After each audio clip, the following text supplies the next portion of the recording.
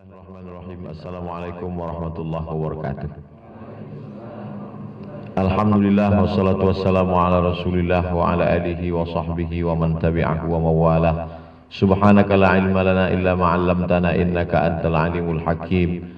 Rabbi shrah li sadri wa yassir li amri wahlul 'uqdatam min lisani yafqahu qawli. Ada tiga yang ada di dalam agama kita yang tidak ada di tempat lain. Tidak ada dalam agama lain, tidak ada dalam tradisi lain. Yang pertama al-isnad, yaitu sanad. Maka saya lama tegak berdiri tadi melihat sanad Habib sampai kepada Sayyidi Al-Habib Zain Ibnu Sumaid, sampai kepada para habaib, induk dari segala habaib yang ada di Tarim Hadramaut, yaitu Sayyidi Al-Habib Ahmad bin Isa Al-Muhajir, lalu kemudian sampai ke ayahnya Muhammad An-Naqib, sampai ke Ali Al-Uraidi, sampai ke Imam Ja'far As-Sadiq, naik ke atas sampai kepada Imam Muhammad Al-Baqir, ke ayahnya Ali Zainal Abidin, sampai ke ayahnya Sayyidina Al-Husain, sampai kepada Sayyidatuna Fatimah binti Sayyidina Maulana Muhammad sallallahu alaihi wasallam. Al-isnad minad din, sanad ini bagian dari agama. Laulal isnad laqala man syaa ma syaa. Kalau bukan karena sanad, orang akan bicara semaunya, sesuka hatinya saja. Maka beruntunglah adik-adik, anak-anakku sekalian yang belajar berilmu bersanad. Beliau belajar di Madinah dengan Habib Zain Ibnu Sumaid. Sekarang orang mau jumpa Habib bin Zain bin Sumaid mesti nunggu jam 10 malam. Datang ke rumah nggak boleh foto, tidak boleh ada kamera dan lain sebagainya, karena tekanan politis dan lain sebagainya dengan berbagai kesulitannya. Maka yang sekarang bisa belajar langsung bertalaqi, berjumpa dengan guru, seperti yang dilakukan oleh Nabi kepada sahabat, sahabat kepada tabi'in, tabi'in kepada tabi'in, sampai ke imam-imam mazhab, sampai ke guru-guru kita, sampai hari ini 1442 tahun tetap terjaga, terpelihara. Ini akan dilanjutkan sanad ini sampai ke hari kiamat selama dalam ahlus sunnah wal jamaah umat Nabi Muhammad sallallahu alaihi wasallam. Ada yang dari Kayong Utara, dari Kalimantan Barat, dari Ketapang, maka mereka belajar, lalu kemudian mereka bawa nanti sampai ke Ketapang, kemudian dari tempat-tempat lain. Begitulah para ulama dulu membawa sampai ke Pulau Sumatera, sampai ke Kalimantan, ke Sulawesi, sampai ke Sorong, Raja Ampat, Fak-Fak Kaimana, sampailah Islam ini menyebar ke seluruh dunia. Padahal alam Yaman itu sama dengan alam kita. Ada pantainya, ada lautnya. Untuk apa mereka datang kemari? Ayyahdiyallahu bika rajulan wahidan, satu orang dapat hidayah karenamu, khairum min humurin na'am, lebih baik daripada seekor unta yang merah, kendaraan termahal terhebat zaman itu. Yang pertama sanad. Yang kedua al-i'rab. I'rab tidak ada dalam bahasa lain. I'rab itu yang baris atas, baris bawah. Ra'aitu Muhammadan, marartu bi Muhammadin, ra'aitu Muhammadan, hadza Muhammadun. Itu tak ada dalam bahasa Inggris. This is Muhammadun, I'm walking with Muhammadin, I see Muhammadan. Nah, itu yang dipelajari dalam kitab Nahwu, Sharaf, Balaghah, Mantik, Ma'ani, Bayan, Qiraat. Nah, itu dipelajari demikian detailnya. Saya dulu belajar bahasa Melayu di Malaysia. Saya orang Melayu. Sampai di Malaysia disuruh lagi belajar bahasa Melayu. Mereka ragu dengan kemelayuan saya. Padahal asli bahasa Melayu di Riau. Lalu kemudian dikasih teks manuskrip umur 100 tahun. Suruh baca. Banyak kami yang enggak paham. Apa ini? Banyak sekali kosakata. Umur manuskrip bahasa Melayu 100 tahun, banyak orang Melayu tidak paham.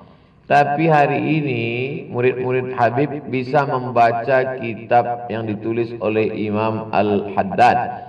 Bisa dibaca kitab yang ditulis oleh Imam Al-Attas yang umurnya ratusan tahun.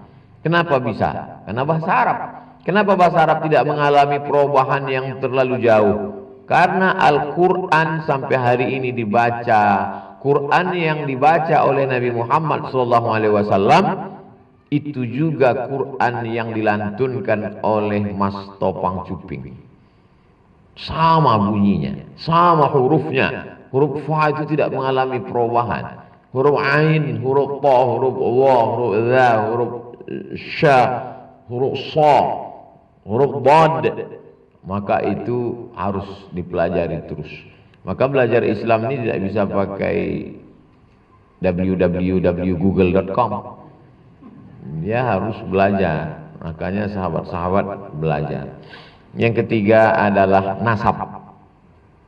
Muhammad sallallahu alaihi wasallam ibni Abdullah ibni Abdul Muttalib ibni Hashim ibni Ani Manaf ibni Qusay sampai kepada Sayyidina Adnan, sampai kepada Sayyidina Ismail, sampai kepada Sayyidina Ibrahim alaihissalam. Nasab, sanad, i'rab, maka inilah yang dilanjutkan ini. Jadi adik-adik fokus di tiga ini saja. Fokus di nasab, di sanad, di i'rab. Masalah beras serahkan ke Paskas. Mereka ini makhluk-makhluk unik ini. Ada artis yang mau nyetir, ada artis yang mau mikul beras, ada artis yang sibuk dengan dunianya, justru ini sibuk untuk memikirkan akhiratnya. Ini makhluk-makhluk unik yang hampir punah ini. Mudah-mudahan diperbanyak Allah SWT. Katsarallahu amsalahu. Yang belum dapat hidayah, mudah-mudahan dapat hidayah. Yang sudah dapat hidayah, mudah-mudahan istiqomah dengan berjamaah. Jadi tidak bisa mereka hanya sekedar ngaji aja, nggak bisa. Sewa convention hall di hotel ngaji, nggak bisa. Harus datang melihat. Inna sam'a, dengar dulu. Setelah sam'a, wal basar, lihat.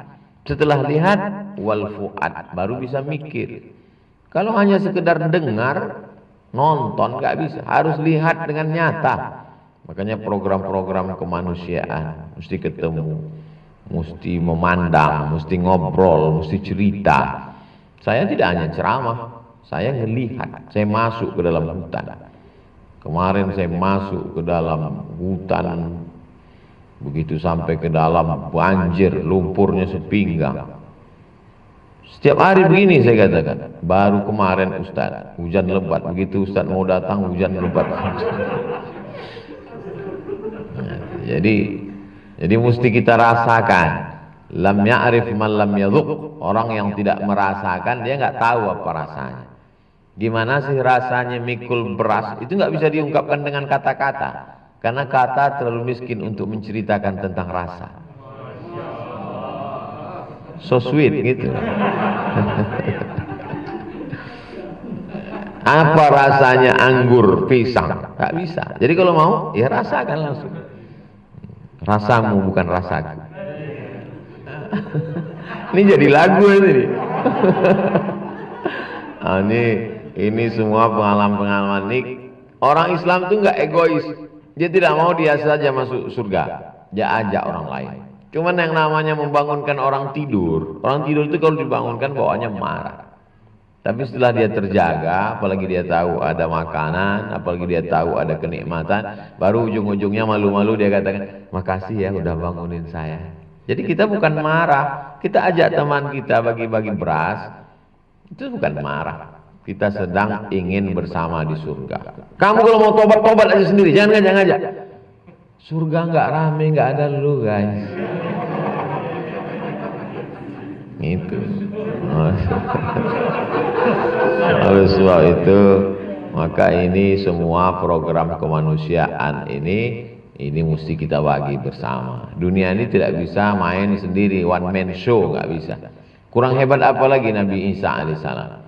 Yubri'ul akmaha wal abrasa biiznillah. Orang yang sakit lumpuh, buta, tuli, pekak bisa dia obati. Wa yuhyil mauta biiznillah, menghidupkan orang mati pun dia bisa dengan izin Allah. Tapi saat dia menegakkan agama ini dia enggak sendirian.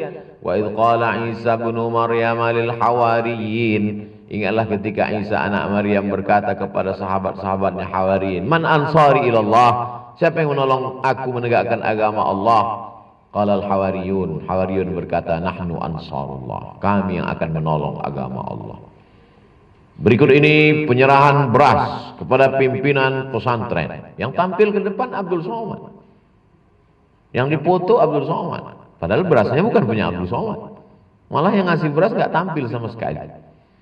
Nanti Ustadz penyerahan tanda tangan secara seremonial. Oke. Nanti Ustadz pengguntingan pita secara seremonial. Oke. Nanti Ustadz nyerahkan beras secara seremonial. Oke. Lama-lama saya mikir, jangan-jangan nanti malaikat, hai Abdul Somad, kau masuk surga secara seremonial.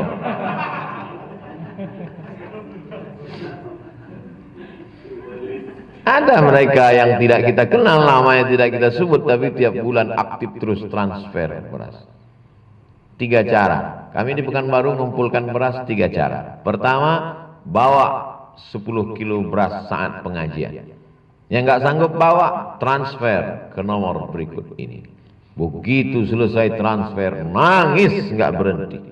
Kamu haru ya? Enggak, Ustaz. Terus salah kiri.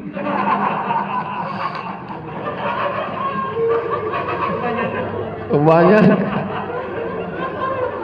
Yang nggak bisa ngirim transfer karena sibuk, jangan khawatir. Relawan kami akan datang mengetuk pintu-pintu Anda.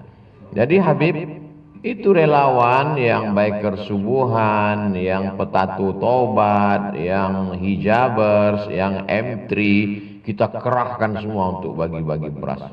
Saya khususkan di Pekanbaru setiap hari Jumat kedua setiap bulan.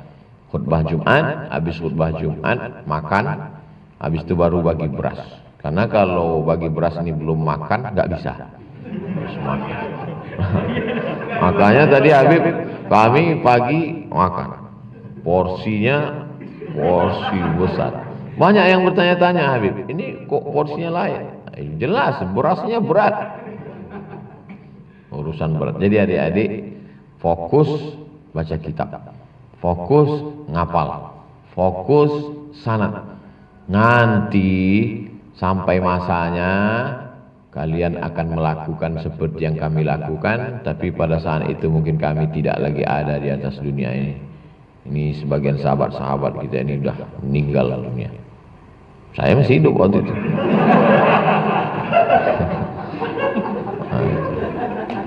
Tapi amal ini mesti terus dilanjutkan, berkelanjutkan sampai mereka ini orang yang hatinya lembut.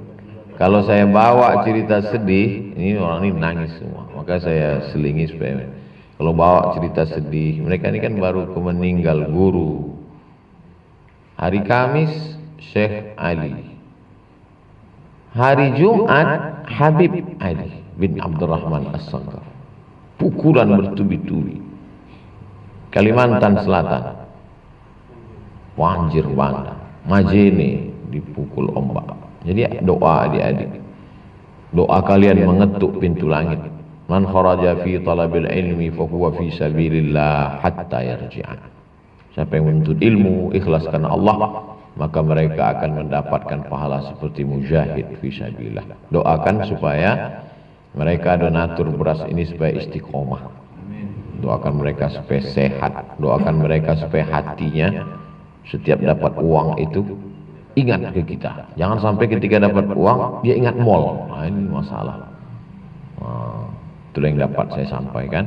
Mudah-mudahan pertemuan kita selalu dalam amal soleh. Kematian kita sedang beramal soleh dan menghadap Allah membawa amal soleh, pasukan amal soleh. Cukup untuk iklan. Terima kasih. Mohon maaf Habib, kurang adab, mohon maaf tidak layak mungkin di majelis ilmu. Jazakumullahu ahsanal jaza. Wassalamualaikum warahmatullahi wabarakatuh.